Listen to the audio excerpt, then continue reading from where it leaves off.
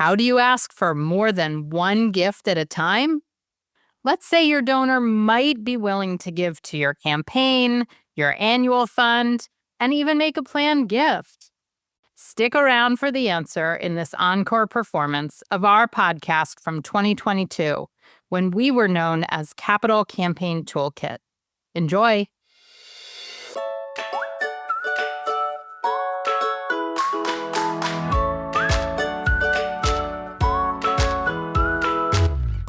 Welcome to All About Capital Campaigns, a podcast that provides fuel for your nonprofit's growth. Each week, Amy Eisenstein and Andrea Kihlstedt, co-founders of Capital Campaign Pro, provide practical tips about raising more money for your nonprofit organization. Here are your hosts, Amy and Andrea.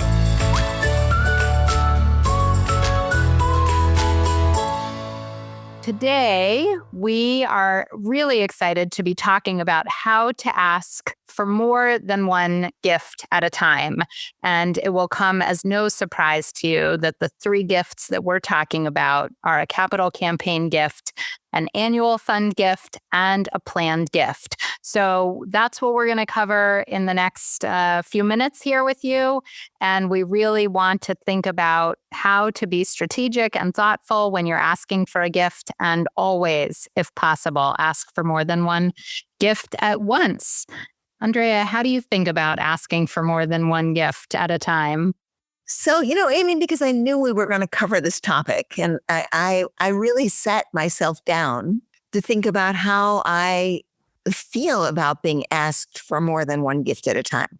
It's always helpful to think from your own perspective as a donor. It gives you a little window. Not that every donor thinks the way you do or the way I do or the way Amy does. Everybody is a little different, but that's at least a starting place into that. And it strikes me that there are some organizations that I feel strongly about and have a deep, long relationship with that I don't mind. I wouldn't mind if they asked me for multiple gifts at a time, right? But for an organization I don't know well, where I don't have a relationship with them, for someone to come on early in the relationship and ask me for three gifts at once, for me, wouldn't work, right? So I just want to say that our point, I think, and maybe you disagree, Amy, but the point that I would want to make is that you have to look carefully at the relationship you and your organization have with the donor you're talking to, and consider whether a multiple ask is appropriate for that donor at that time. And it may be, or it may not be. That's point number one. And we have point number two, then I'm going to turn it back to you, Amy. Point number two is I love permission questions. I think asking people's permission to do things is often a great way to calibrate what it is you should do. So if you're not sure how somebody is going to feel about whether you should be approaching them for a planned gift, you can ask permission. You can be asking them for an annual gift, and you can say, there are two other kinds of fundraising we're doing. One is we have a capital campaign going, and the other is that we are really ramping up, our efforts to get people to include us in their wills. Would it be okay with you if I talk to you about all three of these? Yes. Getting permission to do that is, I think, critically important, even if your relationship with the person is really quite robust. Yes, I agree. I think it's important always to ask for permission, and so that the person sitting across from you, whether virtually or actually in person, is a willing participant in the conversation. Otherwise, it's probably not going to go that well. Yeah, permission questions are good in all kinds of situations. If you know the arc of the ask, which is the way we do solicitation training, that's full of permission questions. Can we move to the next stage of this conversation? The idea of getting people's concurrence to talk about something or to move to a particular part of a conversation, I think is a powerful notion. Right. This idea, Amy, of asking for multiple gifts often comes up for organizations who are in capital campaigns. And the question that fuels it, that we hear a lot, is, isn't my campaign going to cannibalize my annual fund? That's how it presents, right? I'm going to go and ask people for a $50,000 gift. They give me $1,000 a year for an annual fundraising, right? How in heaven's name am I going to make that work so that they keep giving the $1,000 and I can ask them for $50,000? So that's the lens through which we look at this conversation. That's right. Because nobody wants their annual fund to tank during a capital campaign, and we certainly don't want that either. And so when you're approaching donors for a capital campaign, you want to make sure that you're making it crystal clear that they're also supporting the annual fund in addition to whatever campaign gift they decide to make, that it's over and above the annual fund gift, because you can't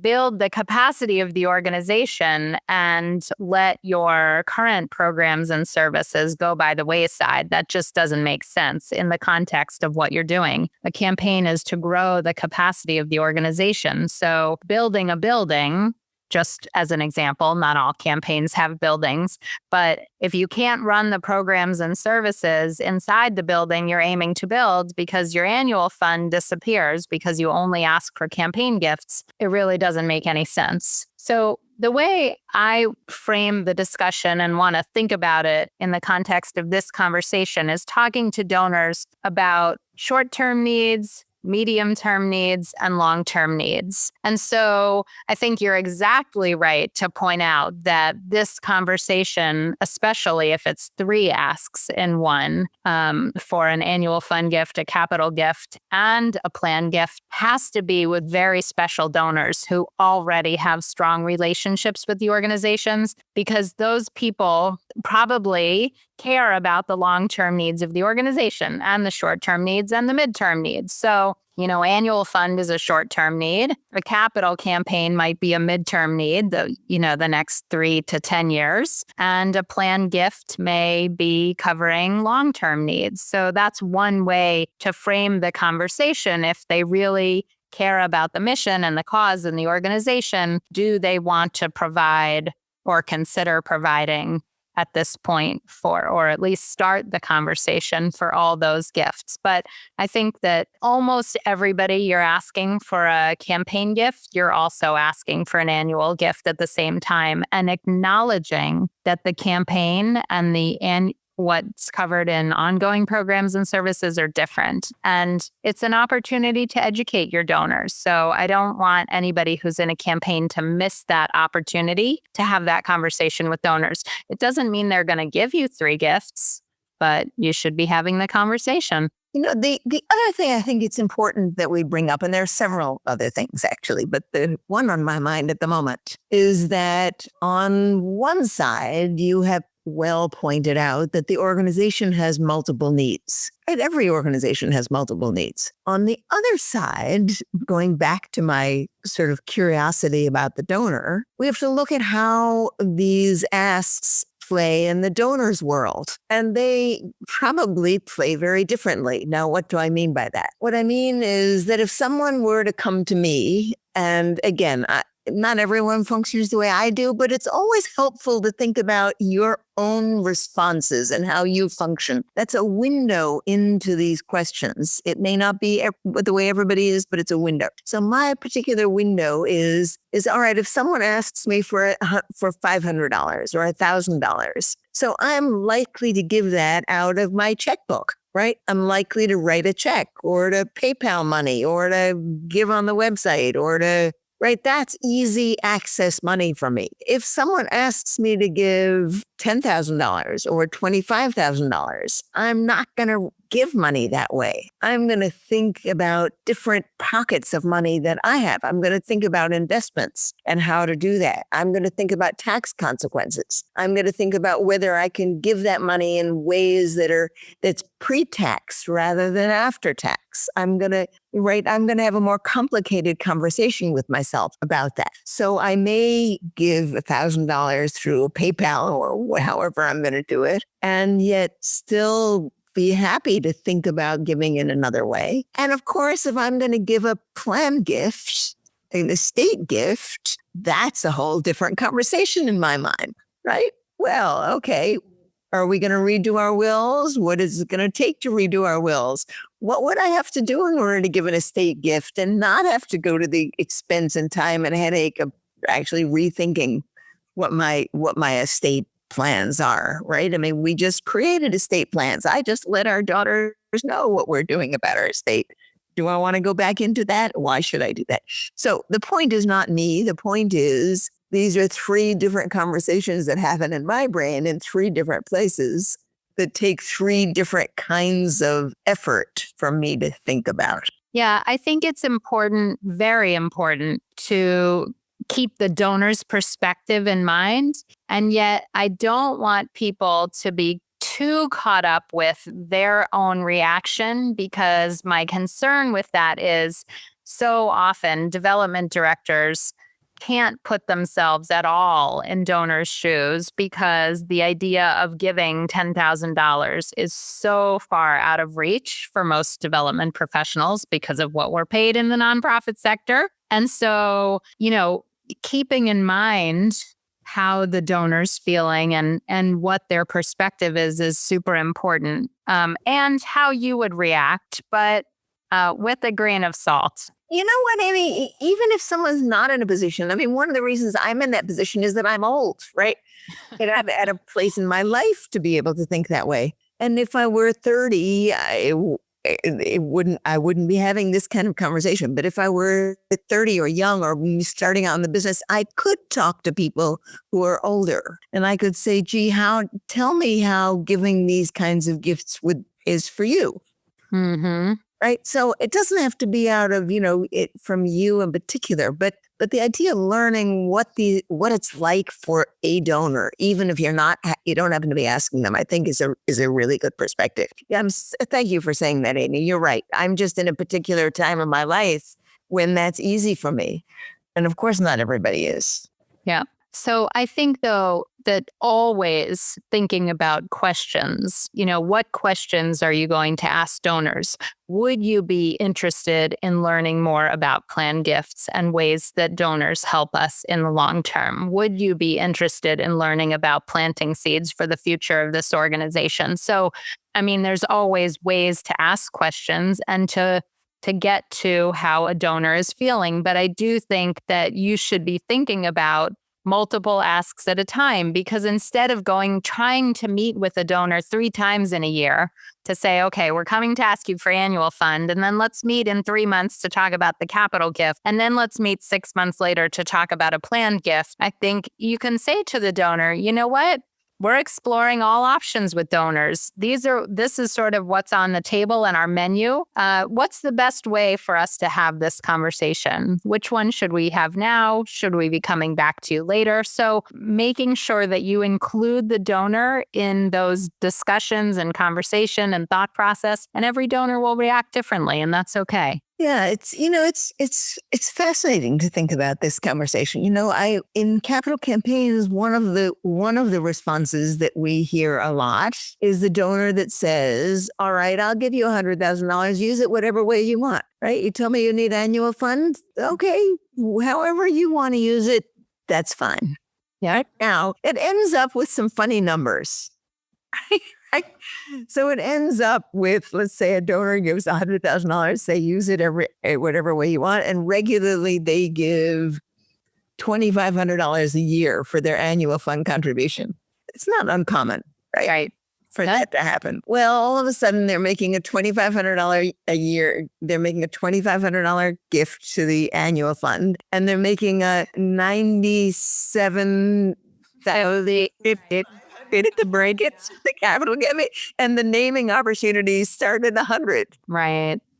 So then how do you spin that cat? Right? How do you juggle that? Do you go back to the donor and say, listen, if you gave another $2,500, you'd do the $100,000 naming opportunity?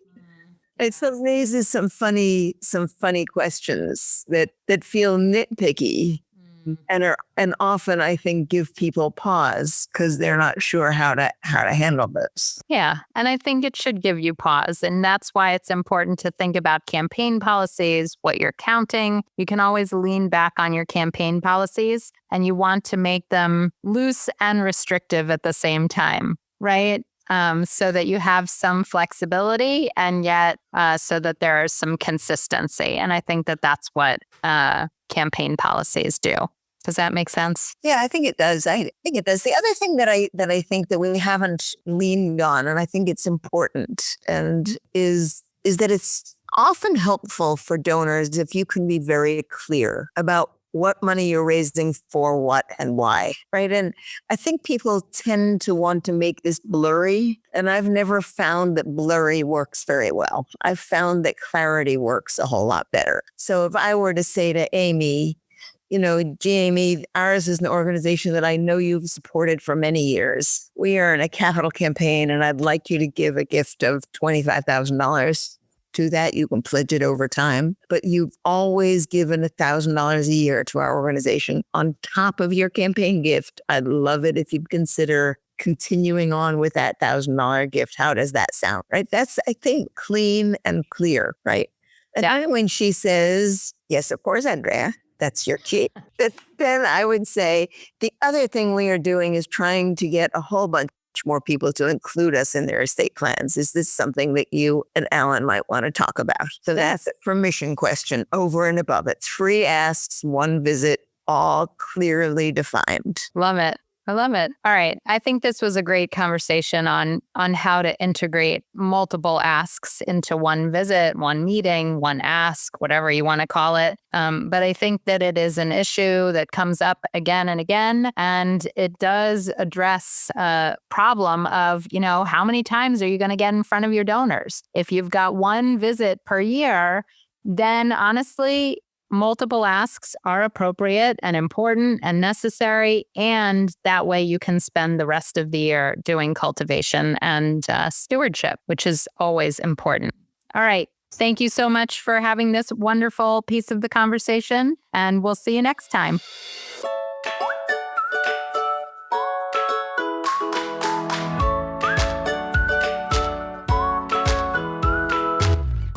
Thanks for joining Amy and Andrea for today's All About Capital Campaigns.